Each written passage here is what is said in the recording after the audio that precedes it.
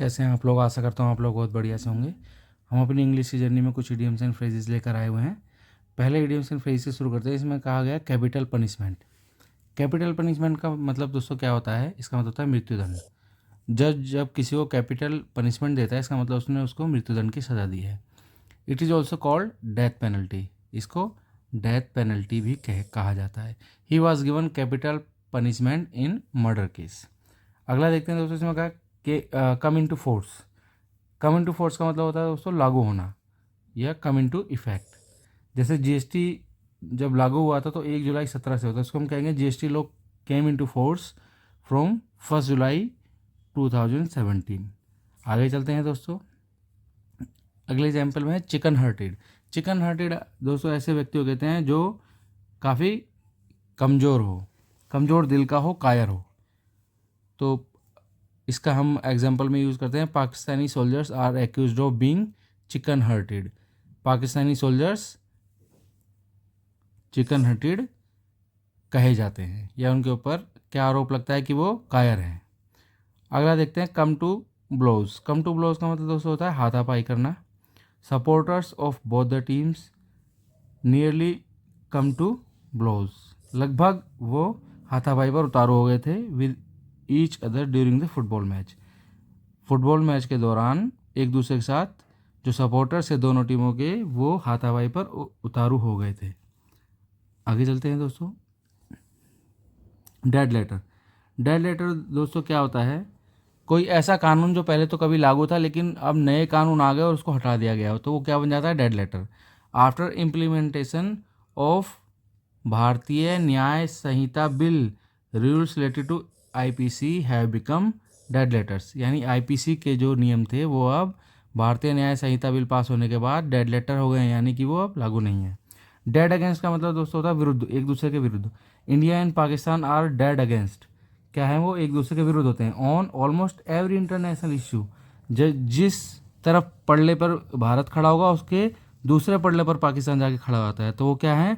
Almost every international issue पर वो dead against है। आगे चलते हैं दोस्तों।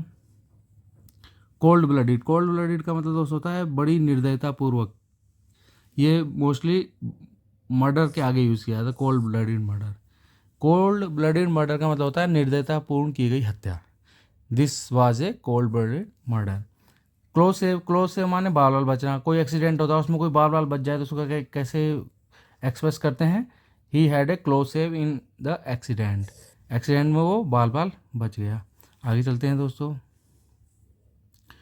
A cut above something. Cut above something का मतलब दोस्तों होता है किसी से बेहतर होना, superior to. Rohit Sharma plays many cricketing shots but shots many cricketing shots but his pull shot is a cut above the rest. Rohit Sharma बहुत सारे क्रिकेटिंग शॉट खेलता है लेकिन जो उनका पुल शॉट है वो सबसे बेहतर है। Above the rest, cut above the rest मतलब बाकियों से काफ़ी बेहतर है, बाकी शॉट से। अगला देखते हैं दोस्तों। ए क्लोज फिस्टेड पर्सन। ए क्लोज फिस्टेड पर्सन दोस्तों होता है बिल्कुल कंजूस आदमी, मुट्ठी बीच कर रखने वाला, जो खर्च ना करता। पैसा तो है उसके पास पर वो खर्च नहीं करता, कंजूस। हिज फादर इज वेरी, उसके पिता बहुत अमीर हैं, but a close fisted person, लेकिन कंजूस आदमी है। आगे चलते हैं दोस्तों। एक कैरेट एंड स्टिक अप्रोच क्या होती है दोस्तों? एक कैरेट एंड स्टिक अप्रोच का मतलब है कि आपको कोई काम करना है तो कैसे भी करवाना है उसको, तो कैरेट एंड स्टिक अप्रोच बोलते हैं उसको। साम दाम दंड भेद नीति कुछ भी करके आपको काम करवाना है, तो ऐसी नीतियों को हम क्या बोलते हैं? Carrot and stick approach. Reward and punishment that influence someone's behaviour. या तो डरा धमका के या कुछ देकर किसी के व्यवहार को आपको प्रभावित करना है, या टू यूज़ एनी मीन्स, कुछ भी इस्तेमाल करके इन्फ्लुएंस समवंस बिहेवियर, उसके बर्ताव को आपको प्रभावित करना है। अगला देखते हैं दोस्तों। अगला इसमें है a chip off the old block. A chip off the old block का मतलब होता है कि यदि कोई संतति है, पुत्र या पुत्री कुछ भी, और वो अपने पेरेंट्स के जैसा बर्ताव करे, बिल्कुल वैसा ही उनको देखकर उनके पेरेंट्स याद आए, तो उसको हम क्या बोलेंगे? A chip off the old block. Resembling parents, जो अपने पेरेंट्स को प्रकट करती हो। The way he won the title, जिस तरीके से वो टाइटल जीता, शोज वो दिखाता है that he is a chip off the old block, यानी वो अपने माता पिता की ही संतान है। आगे चलते हैं दोस्तों।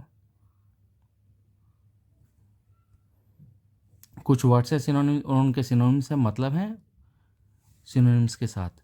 एडवर्सिटी का मतलब दोस्तों था विपत्ति, माइजरी या मिसफॉर्च्यून।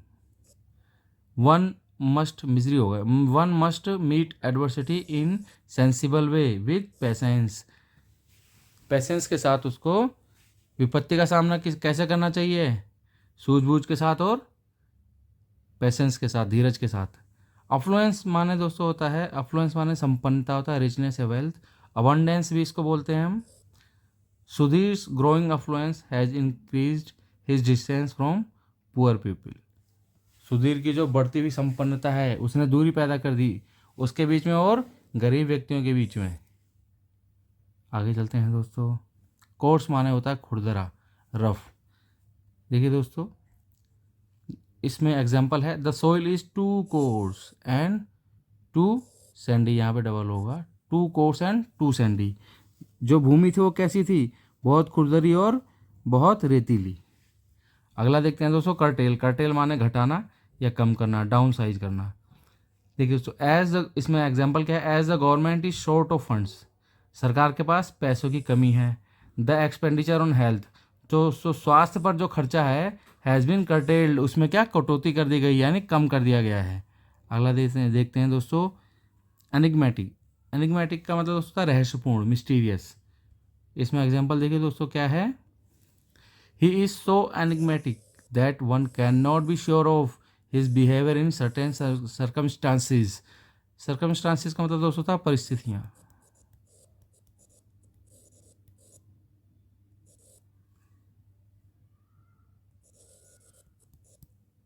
परिस्थितियाँ वो इतना ज़्यादा रहस्यपूर्ण है कि कोई भी उसके बारे में कि कुछ निश्चित परिस्थितियों में वो कैसा बर्ताव करेगा उसके बारे में कोई श्योर नहीं हो सकता, कोई भी श्योर नहीं हो सकता कि कुछ निश्चित परिस्थितियों में वो कैसा बर्ताव करेगा। अगला देखते हैं दोस्तों, इसमें है एग्जेजरेटेड। एग्जेजरेटेड का मतलब दोस्तों होता है बढ़ा चढ़ाकर कहना या अतिशयोक्ति करना। मैग्नीफाई करना भी, बढ़ा चढ़ाकर कहना, मैग्नीफाई करना। इसमें एग्जांपल देखिए दोस्तों का, it seems that the valour of the king has been exaggerated in his biography. तो इसमें ये कहता है कि ऐसा प्रतीत होता है कि जो राजा की वीरता के बारे में जो बखान किया गया है बायोग्राफी में, वो एग्जेजरेटेड है, यानी कि उसको बढ़ा चढ़ाकर उसका वर्णन किया गया है। आगे चलते हैं दोस्तों। लमेंट। लमेंट माने दोस्तों होता है विलाप या शोक प्रकट करना। लमेंट माने शोक प्रकट, मौन, विलाप करना। With the loss of football final match, football के फाइनल मैच में लॉस के साथ सपोर्टर्स मेड ए लमेंट, उन्होंने क्या किया, शोक प्रकट किया। और देखिए दोस्तों, अगला जो है हमारा वो है लटेंट, लेटेंट, इसको बोलेंगे लेटेंट, इसका प्रोनाउंसिएशन देखना दोस्तों, लेटेंट। लेटेंट माने छुपा हुआ या अप्रकट, हिडन जो कि छुपा हुआ है, और नॉट ऑब्वियस, प्रकट नहीं है, स्पष्ट नहीं है। और अगर हम किसी क्राइम के सीन के बारे में बात करें जहाँ पर कोई अपराध घटित हुआ है, तो वहाँ पर एक ऐसा फिंगरप्रिंट जो दिख तो नहीं रहा है लेकिन उसको हम लैब में जाकर डेवलप कर सकते हैं। वैसे नहीं दिखाई दे रहा है नंगी आंखों से, लेकिन हम उसको जाके लैब में डेवलप कर सकते हैं। ऐसे फिंगरप्रिंट को भी हम लेटेंट कहते हैं, लेटेंट, लेटेंट। ठीक है दोस्तों, प्रोनाउंसिएशन। अगला चलते हैं दोस्तों, हम अपने सिनोनिम्स की जर्नी में 5 नए एग्जाम्पल लेके आए। ये कॉम्पिटिटिव एग्जाम्स में आए हुए एग्जाम्पल्स हैं, इनको हम सही से समझेंगे। पहला देखो दोस्तों, इसमें क्या कहता है, द ग्रुप इज़ क्वाइट। अब देखिए दोस्तों, इसके प्रोनाउंसिएशन पर ध्यान दीजिए। इसमें ओ का प्रोनाउंसिएशन नहीं होगा, हेटरजीनियस। क्या होगा, group is quite heterogeneous, some are very poor while some are very rich. तो हेटरजीनियस में इसका मतलब दोस्तों यहाँ पर है विषम रूप, विभिन्न प्रकार का, एक जैसा नहीं है, असमान। क्या है यहाँ पर? असमान है, विभिन्नता है इसमें,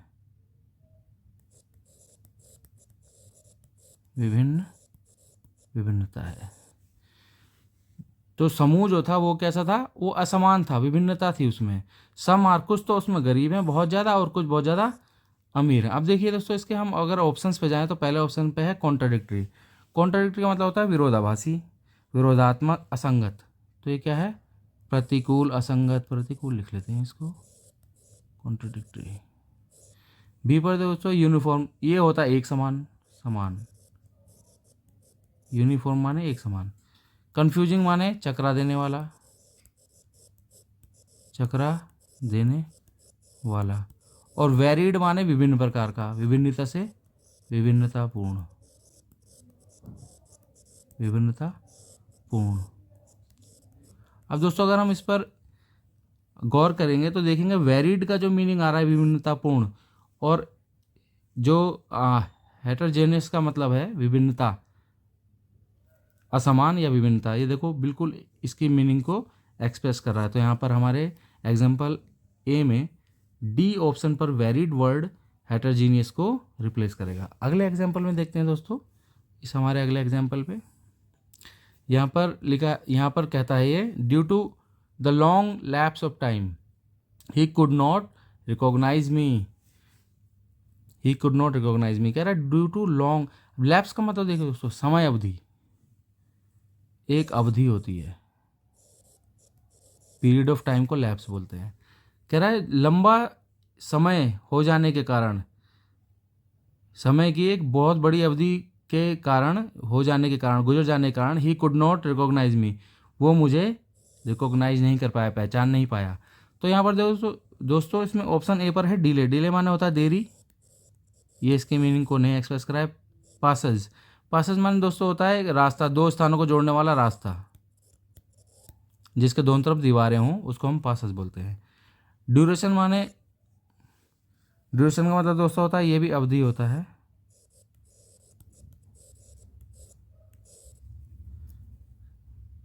और मूवमेंट माने दोस्तों होता है हलचल।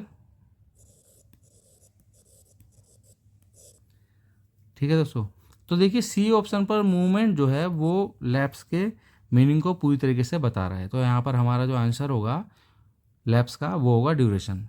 आगे चलते हैं दोस्तों अपने अगले एग्जाम्पल की तरफ। इसमें कहता है Sushil is 70 year old and a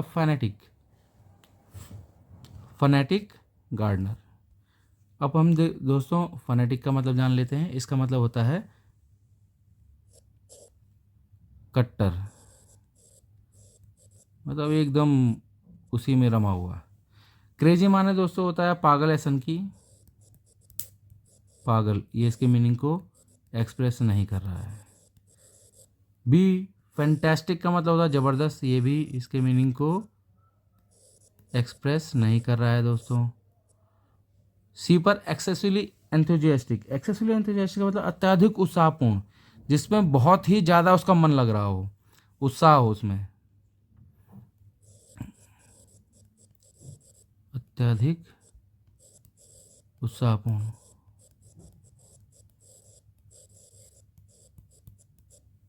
D पर ऑब्सेस्ड, ऑब्सेस्ड का मतलब किसी भावना से या किसी बात को दिमाग में भर लेना, भावना से भर जाना है, किसी बात से भर जाना, ऑब्सेस्ड होता है। तो यहाँ पर जो सी पर एक्सेसिवली एंथुसियास्टिक है, एक्सेसिवली एंथुसियास्टिक, वो फनेटिक के मीनिंग को पूरी तरह से एक्सप्रेस कर रहा है। तो हमारा आंसर यहाँ पर सी है।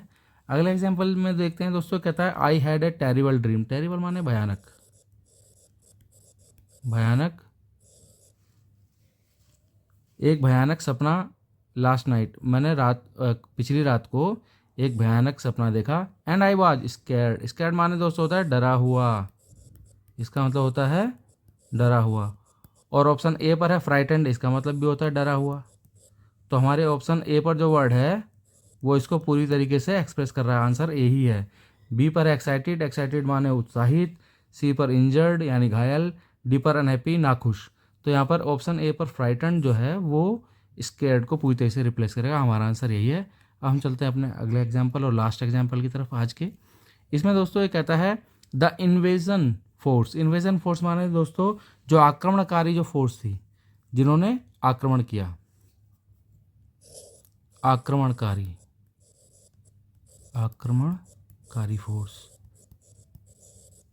सेना, हैड नो आर्टिलरी, उनके पास क्या नहीं था, अस्त्र शस्त्र नहीं थे, अस्त्र शस्त्र नहीं थे, शस्त्र विहीन थी, एंड वाज कंप्लीटली। अब देखिए दोस्तों यहाँ पर इस वर्ड का प्रोनाउंसिएशन देख लीजिए, यह है अनाइलेटेड, एच प्रोनाउंस नहीं होगा, तो ये क्या होगा, एच साइलेंट रहेगा, तो यह है अनाइलेट, कंप्लीटली अनाइलेटेड हो जाएगा ये।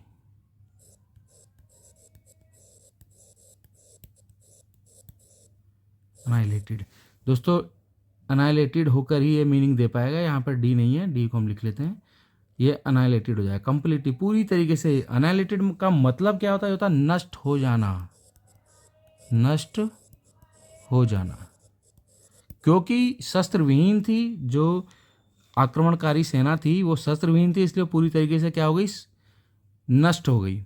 अब रिड्यूस्ड माने दोस्तों होता है कम होना, कम तो नहीं हुई सेना, ये इसके मीनिंग को पूरी तरह एक्सप्रेस नहीं कर रहा है। बी माने डेस्ट्रॉयड, ये भी नष्ट होना होता है। देखिए दोस्तों एग्जैक्टली इसके मीनिंग को एक्सप्रेस कर रहा है, तो इसका आंसर यहाँ पर बी ही है। हालांकि हम अपने ऑप्शन सी और डी के वर्ड का मतलब भी जान लेते हैं। सी पर है डिसमेंबर्ड, इसका मतलब होता है, डिसमेंबर्ड का मतलब दोस्तों होता है खंडित हो जाना, खंडित होना, यानी छिन्न भिन्न हो गए। और डी पर है स्प्लिट, यानी इसका मतलब होता है स्प्लिट का मतलब टूटना होता है दोस्तों, टूट जाना। तो हमारा यहाँ पर साफ दिख रहा है कि एनाइलेटेड के जो मीनिंग को एक्सप्रेस कर रहा है वर्ड, वो ऑप्शन बी पर है डेस्ट्रॉयड, तो हमारा आंसर यहाँ पर डेस्ट्रॉयड है। आई होप आज की वीडियो आपके लिए बहुत ही ज़्यादा नॉलेजेबल रही होगी दोस्तों। हम ये वर्ड बड़ी मेहनत के साथ आपके लिए लेके आते हैं। आप जिस प्रकार से हमारा सहयोग करें, ऐसे हमारा सहयोग करना जारी रखें। वीडियो को लाइक करें, शेयर करें, सब्सक्राइब करें, चैनल को सब्सक्राइब करें और अपने जानकारों से भी सब्सक्राइब करें। थैंक यू दोस्तों।